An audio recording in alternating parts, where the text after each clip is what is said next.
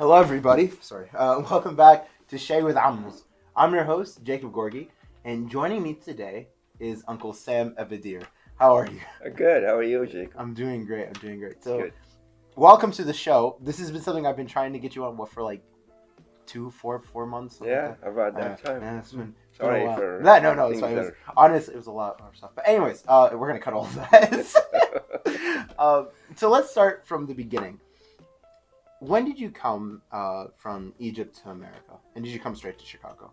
No, actually, I came in June 1979, and like to say, this is the time when St. Mark Church, before it existed, purchased 5 acres of land in Burr Ridge. So this is right when they were Right around this time, so I guess I came to U.S. and they bought the land. But I was in New York. Okay, I started school there, and then I continued. I was there for about 7 years, and then I moved to New Jersey for another 7 years, and then I came to Chicago. Oh, wow. Came to Chicago in 1994. The company I worked for just moved me and my wife Nahid in 1994, and I'd like to say, before we came to Chicago, all we hear from when we were in Egypt, Chicago is a is a gang city. So I opened. We didn't have a iPhone that time, so I opened up the phone book, and I looked at churches in the area, and I found it's only St. Mark that time in Illinois or in Chicago area. So I found Abuna Samuel Sabit's phone number. So I called them up. I introduced myself. And I said, Abuna, I'm getting a job, is moving me to Chicago from New Jersey. What do you think? We hear this and this about you. He said, welcome to Chicago, Habibi. It's nice. He really encouraged me. He said, it's beautiful. No, don't hear that. It's nice weather, nice people, nice church. He said nice weather. Yeah. Which it is, really. We get 4 seasons. We get to see 4 seasons. You know, we see the changes. So that was really encouragement for us to come to Chicago. We came in 1994, and it was not that big of congregations. It was maybe 50, 60 families that time. But we were very friendly, and they know right away who's new, who's just coming. So we had a lot of, it's like, I don't want to say welcoming committee, but a lot of people, they welcome you and they take you, get your information. Do you need any help? Do you need anything in the new? You need to find your way around. And I recall my first involvement in the service here in St. Mark was Sunday school, which I've been approached by Tant Riyad Awad and Dr. Rifat Abdul Malik. And he took me with them to serve in the high school class. And I was upstairs in the 3rd floor. Oh, above the the deacon's room. Yeah, is that where they have the projector fan now? Yes. Yeah, okay. I know. You have 2 projector fans and one in each room, one above Abuna's office and one above the deacon's room. So that was the service, and then little by little you start to get to know people and see what kind of service they need. And then what I remember, what I heard before I came in, because Abuna Samuel came to Chicago around, I think, April 1990. And back then, they used to pray in another church in Roselle. And since that time, they make the Urban at home. The people who used to make the Urban was Mr. Girgis Riz, Rauf Abd Sayyid, Nader Tanios, and all these people used to make it at home. So when Abuna came into Chicago, St. Mark, I think he asked him to start making the Urban in the church. And he started doing this, and within 2 years or 3 years, probably 1992, 93, Nagy Khaled, God mercy on his soul, and his brother Nader Tanios. They started the equipment. They are the first people to get the equipment. They purchased the oven, small oven, and a small mixer, and a sheether, which can be used to flatten the dough. These are all the early days in Urban. So that was in 1992. Yes. So this is how you then got into that Urban service? Or? Right after that, they were making just a hamel, and then as we have a lot of kids, and they really wants more urban, and one of them is my son, Anthony, Tony. So, Mr. Girgis Riz approached me and said, okay, we need you to come and help us. And that time I start to work with them, and then we have two teams. One team does the hamel, and then the other team does the smaller one. And then I remember that time we didn't have city water. We used to have a well water, and it's really nasty. So I remember a kid who was a teenager, I think he was in high school at the time, Robert Sammy, I think he's related to George Caldas.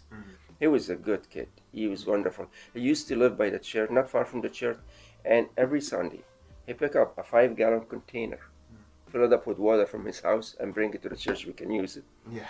I hope anybody knows Robert, we can get in touch with him. Would like to see him back in the church. I haven't seen him for some time.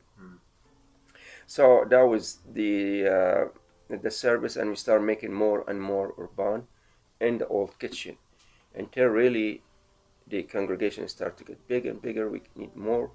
So when I think around late 90s, when they built the multi-family building, where we have the gym now.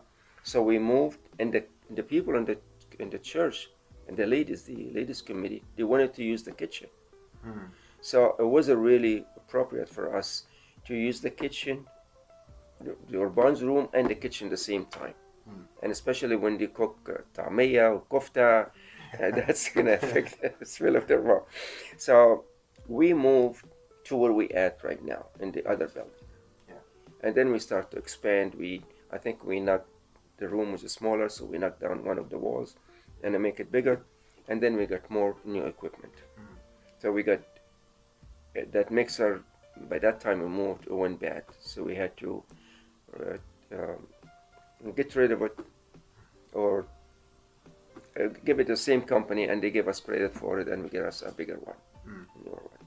And then we got another one as a spare a few years later. And then during the pandemic, we couldn't use the big mixers because it was only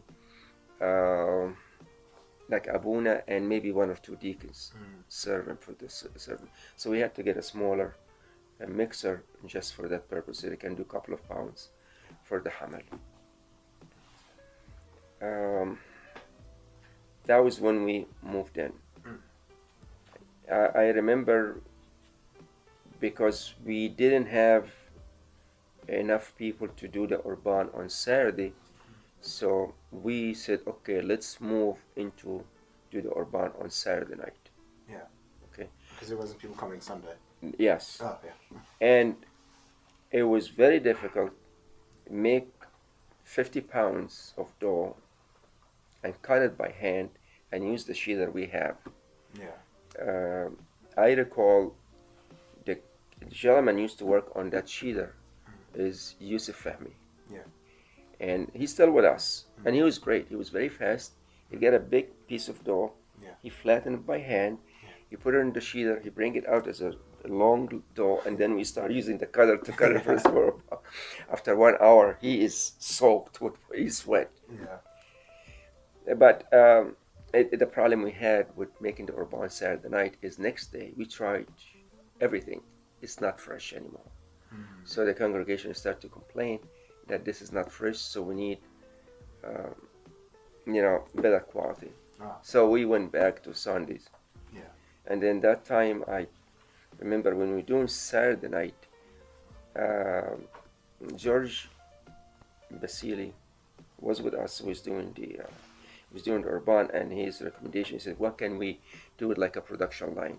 Yeah. Okay, we have to find a way of making quicker and faster, because that time if you make a 50 pounds would take like about 4 hours, 5 hours. Yeah. So we start looking into high-speed equipment and less work, so you can help us get everything done quicker. Yeah. And we start to look at different machines and different quotes. So we found a machine, but it was very expensive.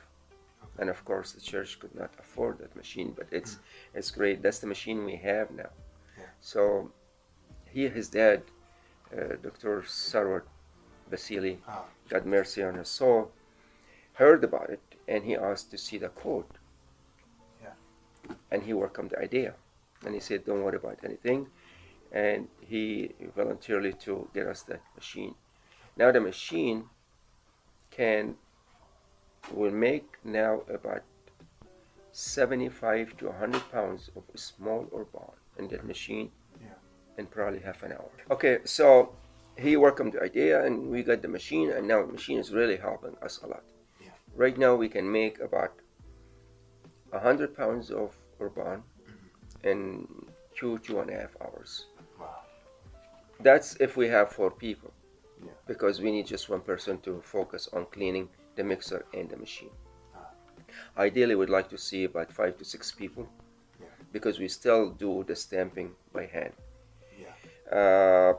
We had a lot of people were really helping us in the process. We have Dr. Michael Bahoum. He helped us with the process, with the dough, because he has a PhD on making the bread and the dough for all bread companies. Oh, really? So yeah, he was really great. He helped us with this, how long to keep it for fermentation, how long to put the yeast, how long the water temperature. We learned a lot from him, and that's where it get us to where we are now. Yeah. Of course, with all this information, we have to write the recipe, and we have to distribute it, so everybody has to follow what we arrived to. So everything was written as a procedures, how to make the urban to get the best quality. With these people, of course, some people we don't see him anymore, like Rauf Abdul Sayyid, because he's still making urban at home for different churches, but most of the time he's not coming here. Girgis Riz, because I remember he said, I will never give up this service, because it's really a blessing, unless I am moved to another service, or physically I can't do it. Now, because he a deacon and he required to be in the church early, so that's why he can't come with us. Wow. But we have now 2 teams, one team for the Hamal or the oblations, and then one team for the small urban. Right now we have a good number of people. They rotate, so we're trying to teach as many people as we can, so they can take over at any time. Because we have liturgy on Sundays, we have one on Wednesdays, we have Fridays, and we have Saturdays. And then they're talking about another one on Tuesdays.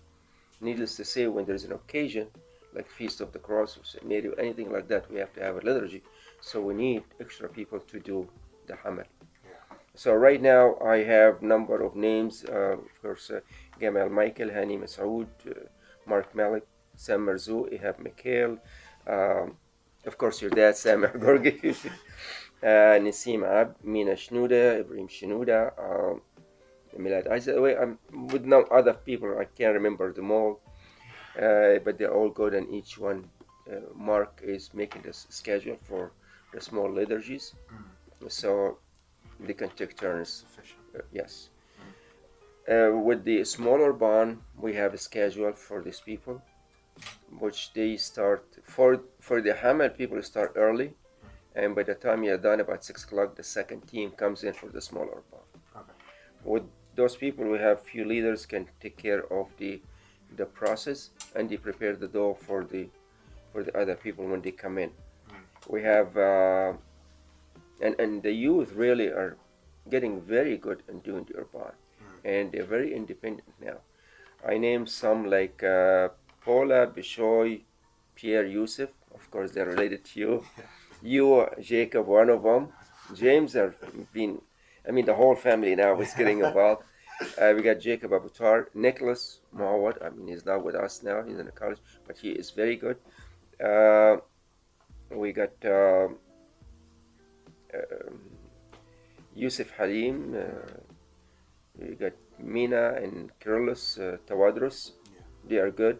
You got Kiro Girgis and John Mikhail. We got nice group of youth. They come as needed, but we like to encourage them more and their friends, the younger deacons, so they come forward and participate more and more because we're getting older, and then this service has to pass on the young generation. Yeah. So we need to other people to participate. The more we have, the better we are in. And I always tell the parents, please help them, encourage them, and come with us. This is a great service, and it's really a blessing service. This is the service being mentioned in the service during the liturgy 3 times. Yeah. During I want to pray 3 times for this service, for the oblation, and for the people doing it, and for everyone prepared. Yeah. We need a lot of people to help. We need people for cleaning. We need people to bring the. Of course, we have a couple of people bring the flour on time. We have somebody take care of the equipment to clean it. We have people to clean the room, keep it clean all the time. We are blessed to have the tailor help us with the linens every time we need towels. We need covers for the tables, covers for the machines. He's there and help us with that. Yeah. So the service is going well. It's very organized. We have a schedule for the small urban, for the Hamad, but we always welcome more people to come in and to help us. So, Sam, that leads me on to my outlook question. So at the end of every interview, I like to ask an outlook question, not just to give advice for my generation, but also to the future generation that will be looking back on this. So people from 20 years from now, listen. My question is, how do we get people involved with these services? Like, one of the things that I think you mentioned to me before, and I've noticed that we lack sometimes in like services designed for people who may not be affiliated with the service or may not know someone. Like, for example, like Sunday school. It's very easy, but there's a service prep license to go through, right? And as the congregation gets bigger, it becomes a lot harder for people to get into our congregation. Mm-hmm. So then my question is, how then do we get people involved with these services? Letting them know it's available and also make sure they feel welcome. So how do we do that? Well, first of all, for the urban services, if anybody wants to join this service, they can approach me, they can give me their name and number, and I put them in the schedule, and I can personally reach out to them and tell them when is their turn. Oh. Or they can give their name and phone number to Abuna, anyone, Abuna Pablos or Abuna Piador, and then they will pass this information to me. Oh. For the new people, I really would like to see a welcome committee, like what we had before when I came in, and then welcome the new people. And then also to the congregations in general. If you see somebody new sitting next to you, welcome him, please. Ask him his name, his number, introduce him to Abuna, give the information to Abuna. Abuna cannot do everything. We need to help him. Unless they need some spiritual support, this is when we can go to Abuna. So really, and then the church needs everybody to help. Don't let the age, the language, the professional, your background affect you. The church needs every single person to help in the church. And there is a work for each one of us, everyone. If you approach any one of the abunas or the senior deacons or the servants or even myself, will direct you to where to work or where to serve. And it's a blessing. It's a blessing. This is the house of God, and we all have to take care of it. We cannot hire enough people to take care of this job unless we do it. Well, thank you, Uncle Sam, for coming. That was some great advice. You're welcome. Thank you. And for everybody else, thank you guys so much for watching. Remember to like and share this video. When you share the video, it allows more people to see the video. So please share it, not just like on, just sharing the video, but share it on Facebook, Instagram, whatever you may want. Just share it. We'll get it out there. And also make sure to follow us at Instagram at smc.official. Did I say 2 C's? SMCC, sorry. .official at... sorry, the camera died. Because that's the sign that I need to stop talking. But with that said, thank you guys so much for watching. God bless and good night.